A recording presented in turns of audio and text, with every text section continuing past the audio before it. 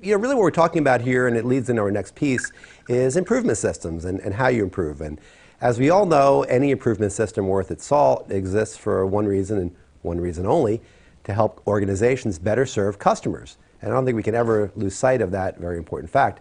And it is because customers are the raison d'etre of quality that our guest on today's show has quickly become one of my favorite writers. Annette Franz Gleneicki is the Director of Customer Experience Management Strategy at Confirmit, and her latest article, What is the Third Rail of Customer Experience?, appeared in Monday's issue of Quality Digest Daily. So, joining us now to talk about this idea and the care and feeding of customers in general is Annette Franz Gleneicki. Annette, welcome to the show. Good morning. I'm so happy to join you on this topic. This is a great topic. I'll take any chance to spread the word about the importance of focusing on the customer experience. Yeah, I think we're the same way. I think we all agree that customers are definitely where it's at, and it's why we all do what we do. Well, let's start a little bit with some definitions. Anyone out there who maybe doesn't know the reference, fill us in on the meaning of the third rail. What does that mean?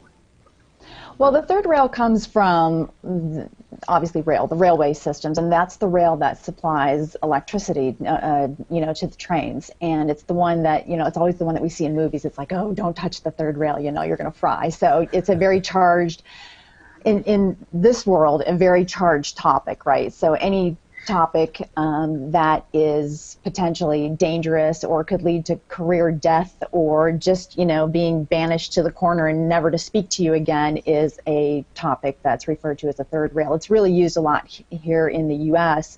In politics, and I think Social Security, for example, is a topic that is considered a third rail topic. So, and I thought it was just an interesting approach to looking at customer experience, because we do have a lot of topics in this space, in this effort, in these strategies that people don't want to talk about, don't want to address.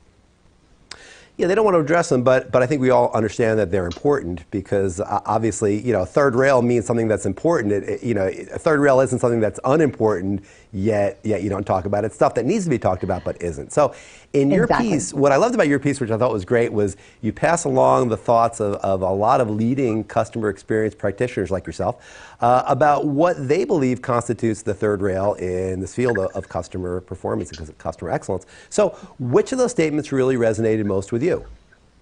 I like the one by James Lawther. He and I, for whatever reason, always seem to click. When he writes a blog post, I always go, aha, I wish I would have thought it, to write that, because we always seem to click. And he really had a great topic for his piece in there, and it's about the executives.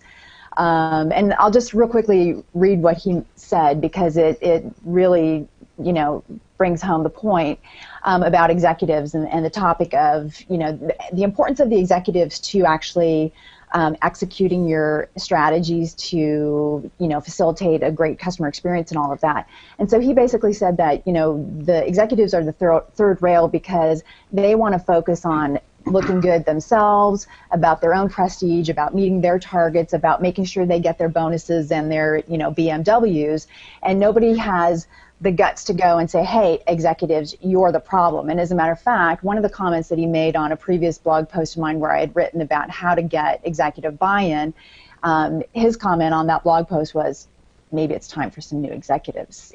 So if they don't get it, or if that's not a conversation you can have with them about the importance of customer experience and their involvement in making sure that that happens, maybe it's time for some new executives. So I thought that was really clever. So, Annette, let me ask you a question, and let me do it in a way that connects something else that you wrote for us last month. You wrote an article entitled "What Trumps a Great Customer Experience?" and you wrote very persuasively, backed up with some studies, that the customer experience is really enhanced dramatically by the employee experience. That's right. And one of my favorite local Seattle businessmen is Howard Schultz, CEO of Starbucks, and he wrote in there that he said, if people relate to the company they work for, if they form an emotional tie to it and buy into its dreams, they will pour their hearts into making it better. Absolutely. Okay, so how does the employee experience relate to or connect to this idea of a third rail for the customer experience? Well, I think, in my experience, and I've been in this industry, voice of the customer and focusing on improving customer experiences and employee experiences for over 20 years. And, my experience has always been that when we talk to clients about the customer experience, we always say, hey, listen, you've got to listen to your employees. You've got to improve the employee experience, because happy employees, and there's research out there that shows that, happy employees equals, engaged employees, engaged customers, successful business. And it's always been, we'll listen to the employees another time. It's not our focus right now. We'll do that later. And really, what's ended up happening, here we are 20 plus years later, and we're seeing research from companies like Gallup who say that employee engagement is at an all-time low.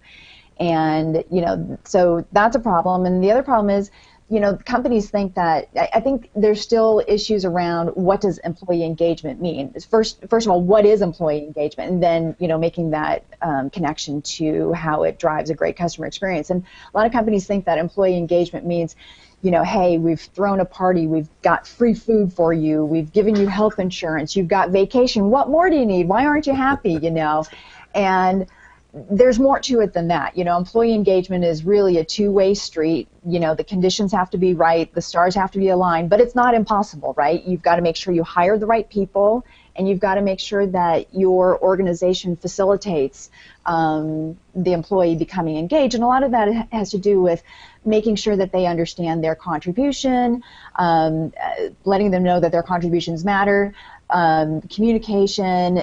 We could have a whole conversation around, employee engagement, but I think that's a big part of it, is really companies not really understanding, what employee engagement really is and what it means and how to achieve that, and then making that connection to the customer experience. Annette, it's always struck me that people in business many times look at their customers in very much the wrong way. I mean, essentially dollar signs, whether it's commissions Yes. or revenue for the company. But I think if you have the right kind of relationship, maybe you agree with this, if you have the right kind of relationship with your customers, they can be a lot more than that. For instance, they can really be your best possible critic of your process, kind of like the canary in the coal mine for what you're doing. So do you think there's certain reluctance in some circles to look at customers in that way?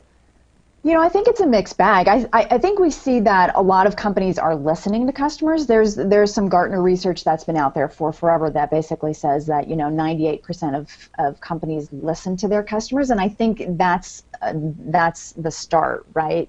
You can go into any store, any event, any whatever, and you'll get a post event or post transactional survey asking you for your feedback. Some of that is lip service. Actually, a lot of it is lip service, because they're, collecting feedback. I call it collecting feedback, just like, we collect stamps, right? Put it in a book and put it away. The important thing is if we're listening to our customers, that we actually do something with it, right? The action is just as important, if not more important, than actually listening to our customers. So I think people, for the most part, understand that we need to listen to our customers. They don't put necessarily as much weight on it as they should in terms of turning that into action and into process improvement. The other thing is that, going back to your question, is that if you have those raving fans, and they complain or they call customer service or they give you bad marks or whatever, really, if you've got that level of customer engagement, your customers really want you to succeed. I don't think any customer wants, their favorite brand to fail, right? So they will provide feedback, and they will do that in an effort to help the brand succeed. So I think that's an important thing that we need to remember. The flip side of that is that there's still some people out there who think customers don't know what they want, right? There's the old Ford quote, right? That if I'd have asked them what they wanted, they'd have said they wanted faster horses, right? So there's still that segment of the businesses out there that think that customers don't really know what they want, and we don't need to listen to them. So. And in many ways, in the high-tech field, that's particularly true. The late Steve Jobs, Yep. He was famous for saying, "Look, customers don't know what they want until we show them." Absolutely. And really talking about the role of innovation, and we're the ones that are the forward-looking ones, and the way it's said is presented, very clearly with a lot of ego behind it. Yep. Yep. And you know what's so funny is going back to Ford's quote is that the automotive manufacturers are huge on listening to their customers, right? They are, you know, I started my career in this space at J.D. Power and Associates, and they really, really want to know what their customers think. So it's an interesting flip there from what Ford had said. So, sure. But I agree with you. Steve Jobs is probably the classic modern day example of that. Well, Annette, you know, we could talk about this topic, I know, for a lot longer than the 10 minutes we have today. So I want to definitely invite you back to join us again. But thank you for providing some really great articles recently, not just this first one, but not just this latest one, but many for the last couple of weeks. And we want to continue to have you on the show. So we'll look forward to having you again back soon. Thank you. I'd love to join again. Thank you. Thanks, Annette. Thanks Thank you. again, Annette. Bye. We'll talk to you soon. Bye. Good stuff there, Jeff. I think I think that's why we're all in business, right? Is to understand customers and understand how to serve them better, right? Yeah, and I think that Annette's point was particularly strong. I wish I could sort of bottle it up and use it as a magic potion. I mean, I've had so many people say when they're trying to improve their customer service strategy, when you talk about getting together some type of focus group, you said, well, why would my customers give us the time? And what Annette said was very clear. They want you to succeed. They know your success is going to be in their favor. Yeah, absolutely. And good customers know that, and good companies know that they have to be drawing that kind of information out of their customers. It's part of their culture. And using that as a segue, let's talk a little bit more about culture and about changing.